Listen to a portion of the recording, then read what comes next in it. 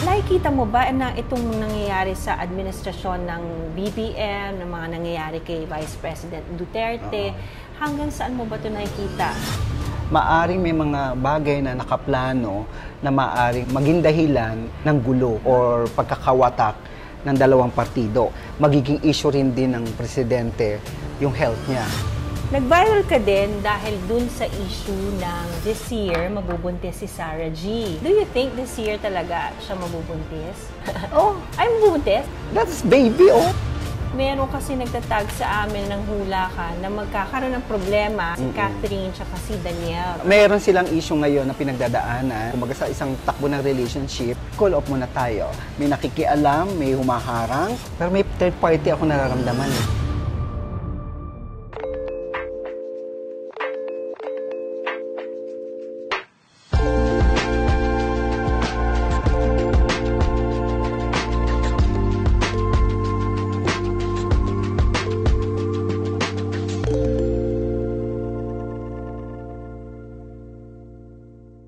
Hi guys! Welcome back to my YouTube channel, and with me again is the most sought after celebrity psyche, ang aking kaibigan, si Joey Vargas! Yee! Sis Hello. Joey, nasa YouTube channel ka na. Welcome to YouTube World. Ito na, finally. I-promote mo naman yung YouTube channel. Joey Vargas TV ho. Please, paki-like and subscribe lang. Medyo nag-start pa lang ho kami. Please, like and subscribe sa kanilang YouTube channel. Abangan nyo kasi meron kaming collab. In-interview nila ako. Maganda yung channel nila kasi it's very informative. Something that we need times like this now. Kasi diba, sa dami nating na papasa na fake news. Minsan naman kailangan straight, di ba, sa mga nakakausap mo. Kaya, congratulations, Sis Joey, sa iyong YouTube channel. Ang YouTube namin parang ano lang yan, magazine. Kumbaga, anything under the sun ang pwede namin itakil. Sis Joey, kamusta ka after everything? Wala, busy pa rin naman. Ito pa rin yung ginagawa ko. By next week, medyo alis ng ibang bansa. So, I'm planning to puro abroad muna. Parang ginagawa ko muna, bawiin muna yung mga nawala kong energy. Oh, when you go abroad, that means? Wala, relaxation, pasyal lang. That doesn't mean na may client ka abroad. Pag sa Japan at nalaman nila, talagang kumukontak sila. Kapag naman sa Singapore nalaman, ganun, sila rin talaga naghahanap. So, how do you cleanse your energy? In I'll stop reading everything. I need to time for myself muna yun. Napansin ko rin, sis, may mga times nagdi-detox ka sa social media. Kasi minsan sa Facebook, wala akong nakikita mga posts mo, nagpapahinga ka. So, kailangan din yun para ma-regain mo yung energy mo. Kasi sa sobrang dami, na-accumulate ko na ata ang lahat ng, hindi naman lahat, pero according to my doctor, Joby, sumobra na yung level ng negative mo. Kailangan mo na talagang magpahinga muna. Sa mga nanonood na sa atin, Sis Joey, kasi malapit na naman magtapos ang taon. Ano yung simple na mga rituals na pwede nilang gawin na sa sariling bahay lang nila just to start yung positivity na meron sila sa buhay nila? At first, kailangan natin ng clear out our mind sa stress by meditation. Even yoga, kung kaya nyo mag-yoga, kahit dyan lang sa YouTube niya, mayroon kayo mapapanood. The most simple also, kung sobrang talagang maraming dinadalang bigat o sama ng loob o maraming nararamdaman, well, for me kasi ang pinaka number one sa akin ang magdasal. Tama. Ang tumawag sa Diyos, ang magtiwala pa rin sa Diyos, gawin nyo siyang sentro ng buhay ninyo. Pangalawa, for cleansing talaga ng energy sa mga hindi naniniwala o sa mga naniniwala, yung iba naman talaga naliligo ng salt, ng asin. It helps talaga, no? Oo, sa mundo natin, di ba? Kahit sa paligid natin, we are living in lahat yan, may energy. Bawat taong namimita. May energy yan, may negative or positive energy. So guys, ayan na, simple tips lang para i-fight yung mga negative energies na nare-receive nyo sa everyday. Oo, lalo ako, empath ako, ang nare-receive ko hindi positive, negative. Kaya minsan nagkakaroon ako ng anxiety, panic attack. Ito nga, disclaimer ha. The reason why we also have Joey here, kasi marami nagtatag sa akin sa YouTube channel ko requesting for you to be here for 3 reasons. Number 1, because nag-trending ka. Kasi ay, my God, nag-trending ka. Meron nga katanungan na agad, hindi mo pa nga sinasagot. Una sa lahat, dito sa channel ko, nag-interview tayo parang a year and a half. When you said na pag upo ni President BBM, magkakaroon ng problema ang bansa natin dahil magkakawatak-watak na naman ang ating gobyerno. Oo, naalala ko yun. Naalala mo yon? Nag-trending ka doon kasi nga nangyayari na ngayon. Nakikita mo ba na itong nangyayari sa administrasyon ng BBM, ng mga nangyayari kay Vice President Duterte, hanggang saan mo ba ito nakikita? Sis Jovi, tatagal pa ba ito? Gamitin ko na. Sige. Pero pwede ko naman sabihin kahit na walang bara, pero gusto ko pa rin naman Sige. Kasi mas nakilala ako sa wala tarot. pa rin mas tataas po ang dapat paniwala natin sa Panginoon. Ito ay guide lang. Kuha mo ako 10. 10. Okay, 1, 2, 3, 4, 5, 6, 7, 8, 9, 10. Ayan na! Ano kaya? Kung naalala mo rin, may binanggit din ako doon na malalampasan. Oo, malalampasan. Diba? Malalampasan ng ating Pangulo ang anumang problemang dadaan itong taon na ito. Correct. No, ang problema nga lang, may mga elemento pa rin talaga na hindi ko sinasabing gusto siyang pabagsakin o paalisin. No? Pero ang nararamdaman ko sa tulong, hindi ko malaman kung sino itong nasa likod niya, magagawa itong ihahon. Pero may elemento akong nararamdaman ng babae. Pero hindi natin sigurado kung sino yon. No? Babae? Oo, ha? May problema pa rin. May problema pa rin? Oo. Oh my God. Galit. Oo. Hindi ko alam kung ano yung away, galit, personal na away, personal na galit. Isa sa mga nakikita rito sa baraha. Okay. Meron din dito na para bang magiging issue rin din ng presidente yung health niya. Magiging ano yon, isa sa pinagbabanggitin ng Seryoso ba o malubha? ang sabi rito, ilalagay yun parang magiging subject yun, magiging reason pala para sa dapat alisin na o dapat ganito yan. So may mga issue siyang harapin. Pero ang kagandahan kasi nito maaring may mga bagay na nakaplano na maaring maging marami kasing tututol maging dahilan ng gulo or pagkakawatak ng dalawang partido o ng dalawang party. Although, kasi nga dahil sa tulong nito, may nakikita kong tulong kaya pa ring maiayos. Pero hindi ko nakikita rin yung salitang kasi magiging may term na lalabas na parang tamad. No? Pero palagi ko masipag siya. Hindi lang nakikita. May mga bagay na babaguhin, lalo-lalo ang susunod na taon. May pagbabagong mangyayari na mabibigla ang lahat dahil siya mismo ang gumawa, siya mismo ang kumilos. Yun ang hintayin natin. Pero ito lang ang problema. From November to December, up to the first quarter, medyo mainit yan. Meaning to say, may gulo pa rin. Medyo fiery. No, someone is putting wood in the fire just to add more issue according to the card. Okay. Which is hindi maganda. No? Pero kung magtutulungan ang kapatid, ang asawa, at yung ibang nasa paligid niyang mga kaibigan na matatawag niya totoong kaibigan, aahon siya. Pero medyo ano pa rin to 50-50 pa rin ang nagiging nakikita ko rito. May nabanggit ka sa kanya, may babae na involved. Ano yung babae? Oo. This person is actually in the politics and then yun yung parang nakikita kong magiging rason kung bakit pwedeng mawala o pwedeng matanggal o pwedeng umalis. May nararamdaman lang akong babae pero hindi ako sigurado. Another thing, nag-viral ka din. Ito na yung ataas ng taas yung level. Nag-viral ka din dahil dun sa issue ng ikaw din na nagsabi na this year mabubuntis si Sarah G. Although wala pang confirmation, but people are tagging me again and saying na buntis daw si Sarah G. Siyempre sa mga popsters, gustong-gusto nila na mabuntis na. Do you think this year talaga siya mabubuntis? Si Sarah. Singa, 5. 1, 2, 3, 4. Hindi kaya dahil akong bumubunot, ako yung mabasa mo mabuntis. Charot. Di ba kasi ba? Ay, mabubuntis? Ano yan? That's baby, Ay, may my God! O yan, sa mga Binyagan, fancy, So, hinihintay nyo. umuo yung baraha, pwede siyang umabot ng 2 buwan mula ngayon or pwede rin man 3 months from now. Ngayon, kung magkaanuhan ako, 2 weeks, 3 weeks, and then up to March, yun ang barahan niya. So, may sign of pregnancy naman talaga si Sarah. Ayan sa mga fans ni Sarah G and ni Matteo Guidicelli. A baby coming soon. At ang pangatlo kung bakit nag-trending ka na again, ito na yung pinakamainit. So, ewan ko kung gusto mo ba itong sagutin. Kasi ako, fan talaga nila ako. So, ayoko talaga magkatotoo. Meron kasi nagtatag sa amin ng hula ka na kakaroon ng problema si Katniel, si Catherine, tsaka si Daniel Padilla. Ano bang nababasa mo dito sa issue na ito? Ako na lang, ha? Oo, ikaw na lang. Kay Katniel. Pero may third party ako nararamdaman eh. Kanino? Sa lalaki. Ayun sa baraha po ito. Wala kaming kinalaman, baka mamaya i-bash-bash tayo. Ako lang naman yung nagtatanong bilang isang fan. Actually, yung nila card, magkakaroon pa rin naman ng reconciliation o pagkakasundo pa rin ng dalawa. Naghiwalay sila ngayon? Meron silang issue ngayon na pinagdadaanan. Okay.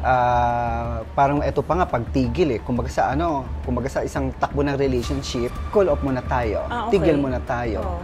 May harang pa. May nakikialam, may humaharang. And then there is someone nga parang other side o other party. Lalabas naman yung reason yan. Ito mga susunod, hindi ko alam kung January or February, manggagaling naman ang rason sa lalaki. Pero sa akin, mukhang pagdadaanan lang nila ito. And malalagpasan. Malalampasan naman nila. Basta nagkaroon lang ng pagbabago. Parang sila pa rin yung naanuhan ko na yung kanilang love team. Okay. Pero magbabago kasi ang babae. Kagawa ng sariling ang babae. Yung parang nag-iba ang kanyang imahe. Ibang Kathleen, mas matured. Iba I think it's about time. Iba na magiging role niya. Feeling ko magkakaroon na siya ng parang career na solo talaga. Hindi na yung love team. Now, this time parang mas madidevelop ang pagiging actress niya. Which is good, di ba? Kasi that's something that we should kasi all may watch tagumpay out for. ang batang ito. Mabibilang siya sa sa mga panahon nila, alam mo yung mga kilalang artista noon, si Vilma, si Nora, may kakayahan maging ganun siya. Wow. That's good news. Nga lang, syempre, pag nawala ang dalawang love team, marami ang malulungkot. Isa na ako doon. Pero ang sa akin, dapat nga mas tanggapin natin ang mga bagay na yon ng pagbabago. Kung ngayon, nagkataon talaga sila, kasi this is marriage card, kasi ang lahat ng mga fans sila, gustong silang dalawa ang magkatuluyan. I hope meron kasi soulmate naman ang dalawa. Pero kasi ang naanuhan ko ngayon, parang medyo may issue na nangyari. Pero kaya pang ayusin. Ayun. At least yun yung importante, di ba? Kung totoo man na sila hindi umano'y nagkakaroon ng problema. I mean, in parang every relationship naman, nag-iiwasan, di ba? May ganyan naman talaga.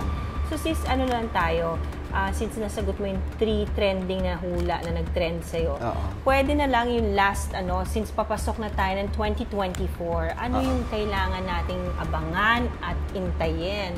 Kasi ang maganda dito sa year ng 2024, if we're going to the Feng Shui itself, yung tinatawag nating Year of the Dragon, this is a very powerful animal sign, and it's also going to be very good for the metal. Yun ang maganda dito. So business, yung mga gustong simulan nyo na.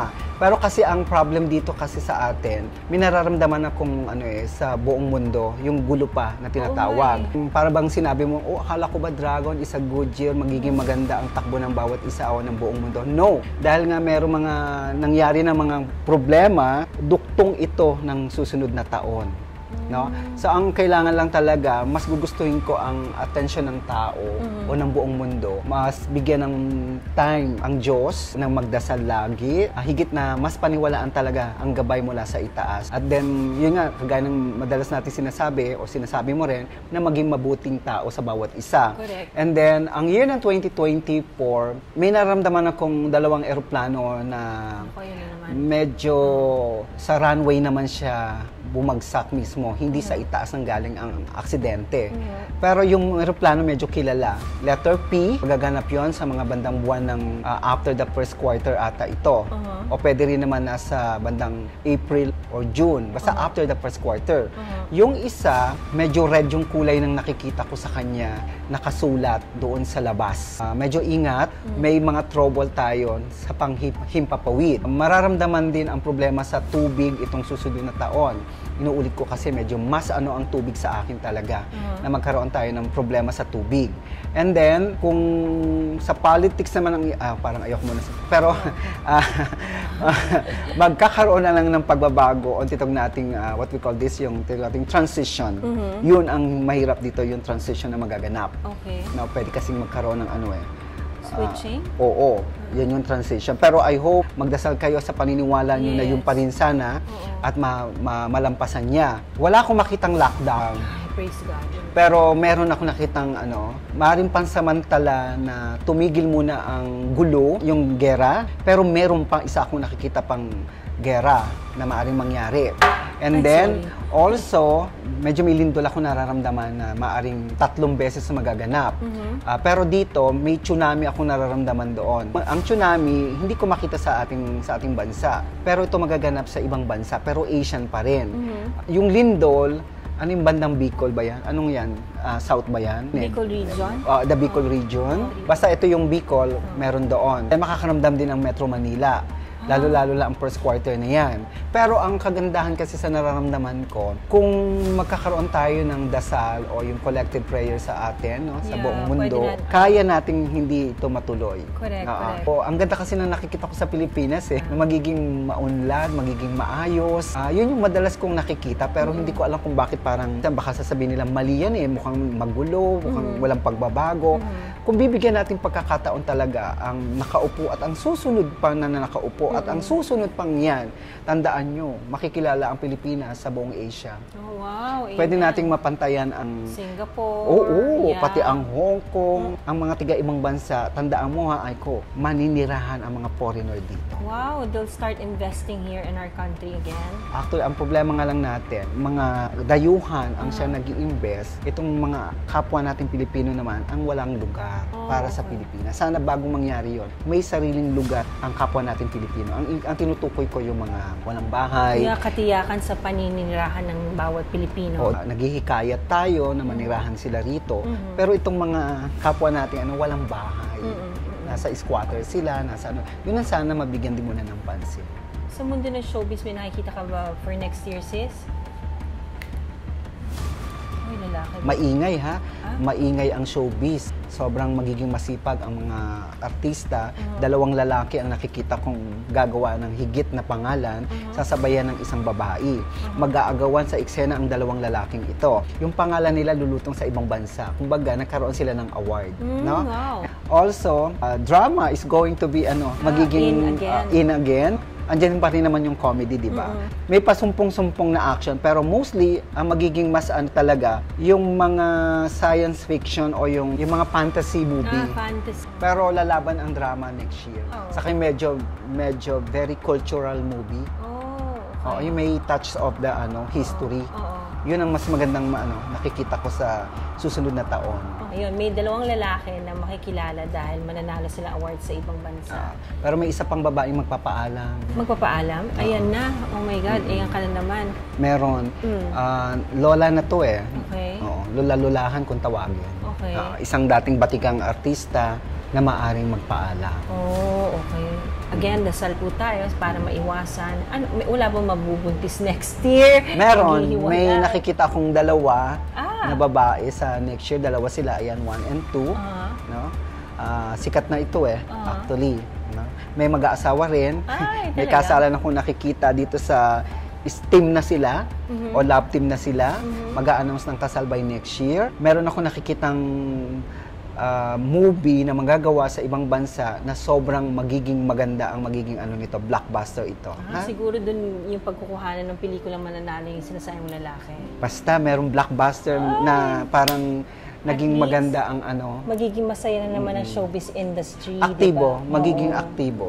Oo. Wag lang tayo mahaluan ng mga calamity. Yun lang magiging Yun harang. ang pagdasal natin, di ba? So, Sis Jovi, maraming salamat sa pagkakataon na ito.